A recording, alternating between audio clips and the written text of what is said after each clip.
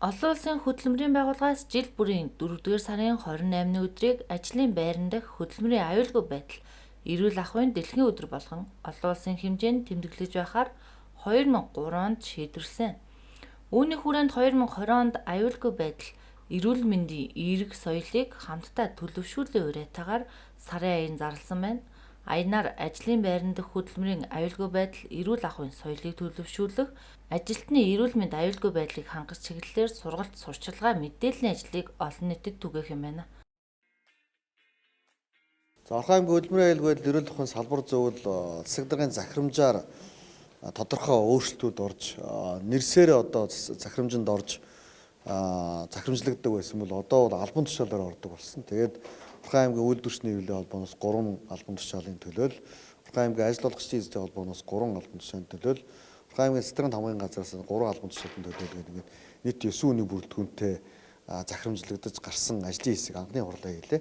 За бид нар мэдээж одоо 4-р сарын 1-ний өдөр одоо 5-р сарын 1-ний өдөр хүртэл зохион байгуулагдах хөдөлмөрийн аюулгүй байдал, эрүүл ахуйн сарын аяны улсын хэмжээний зохион байгуулалт ажлыг бол бас ярилцаж Орхон аймагт хэрхэн зохион байгуулах талаар бол зохион байгуулалтын асуудалд ярьлаа. За бид нар 4 сарын 4-ний өдөр Орхон аймгийн үйлдвэрчний хөвлийн холбооны мэдээлэл сургалтын төвд одоо 40-50 хүний бүрэлдэхүүнтэй сарын аяны нээлттэй хийж зохион байгуулъя гэдэг дээр тогтож байна. За яагаад гэвэл Орхон аймгийн үйлдвэрчний хөвлийн холбоо бол манай бас нийгмийн зөвлөлтийн 3 талтын түншлэгч нэг байгууллага. За энэ дээр бас бид нар тодорхой хэмжээнд одоо бас улсын төсвийн хөрөнгө оруулалтаар одоо сургалтын төвийг, сургалтын кабинетийг, тоног төхөөрөмжийг одоо шийдвэрлсэн байгаа. За яг энэ дээр бол Орхон аймагт үйл ажиллагаа явуулж байгаа 50-аас дээш ажиллагчтай аж ахуйн нэгж байгууллагуудын хөдөлмөрийн аюулгүй байдал, эрүүл ахуйн салбар хариуцсан ажилтнуудыг оролцуулж энэ 22 онд одоо хэрхэн одоо сарын аяныг зохион байгуулах талаар заавар чиглэл өгье гэж ингэж тогтож байна. За ер нь бол энэ нийгмийн хамгаалалт хөдөлмөрийн яамны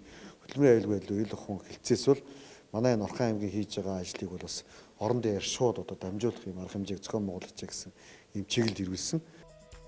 Хөдөлмөрийн аюулгүй байдал, эрүүл ахуйн сарын аян 2022 арга хэмжээг олон улсын хөдөлмөрийн байгууллагаас гаргасан уриатаа уялдуулан зохион байгуулах юм байна. Иймд нийт ажил олгогч эддэд зориулан үйлдвэрийн осол мэргэжлээс шалтгаалсан өвчнөөс урьдчилан сэргийлэх, соёл зан үйлийг хэвшүүлэх, хөдөлмөрийн тухай хууль, хөдөлмөрийн аюулгүй байдал, эрүүл ахуйн хууль тогтоомжоор хүлээсэн үүргийг хэрэгжүүлэхийг уриалж байгаа юм а. Мөн үүнтэй холбогдуулан манай аймагт хөдөлмөрийн аюулгүй байдал цэг Эрдэнэ цэг имэн гэсэн веб сайтыг ажиллаж байгаас гадна аюулыг мэдээлэгч апп ажиллаж байгаа гэдгийг албаны хүн онцллоо.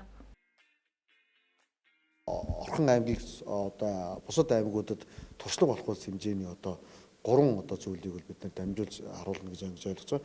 Нэгдүгээрт нь бол одоо аюул ослыг мэдээлэх одоо аппликейшн буюу гадаад орчинд байгаа хүний биед одоо нөлөөлөх амь нас одоо бусад нөлөөлөхийг эрсдэлхийг одоо мэдээлдэг ийм аппликейшнийг бол манайх ажиллуулаад жил гарсан болж байна. За мөн Эрдэнэт одоо цэг имэн хаб гэдэг одоо бас тодорхой хэмжээний мэдээллийн одоо сайтыг бол ажиллуулад ингээд жил гарсан болж байгаа. Энийг бол одоо улсын хэмжээнд туршлага болгож одоо үзүүлье гэсэн ийм санаа оноотой байгаа.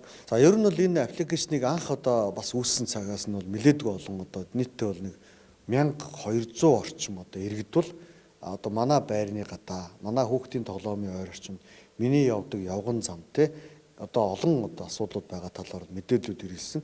Энэ мэдээллийг манай хотын захирагчийн албан дээр нэгтгээд тодорхой одоо ажил хариуцсан байгууллагууд руу зураг мэдээлэл, дандаа зураг мэдээлэл явуулна гэсэн. Ер нь бол нэгсэндээ бол гар утсаараа энд одоо утасны шалбараар гар утсаар зургийг аваад тэр Эрдэнэ тот цэгмийн аппликейшнд явуулахад хотын захирагчийн албаны мэргэжлэн тэрийг хянд шалгаад энэ Эрдэнэ тостой холбоотой байна, энэ хотогчлохтой холбоотой байна, энэ Эрдэнэ булганы цахилгаан түгээгтэй холбоотой байна.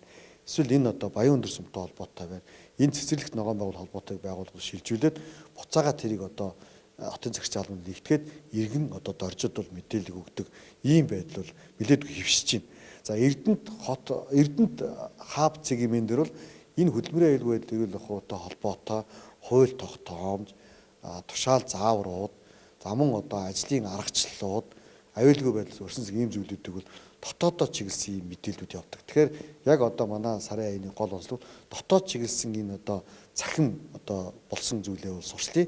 Гадаад чиглэсэн цахим болсон зүйлээ бол сурчлаа гэдэг дээр ингэж зохион байгуулалт хийж байгаа. За манай Эрдэнэт хаб цэгмэнд бол одоогийн байдлаар нэг 12-3 мянган одоо иргэд бол хандсан үзэлтэй сэтгэл битсэн тодорхой мэдээллийг авсан юм байдалтай байна.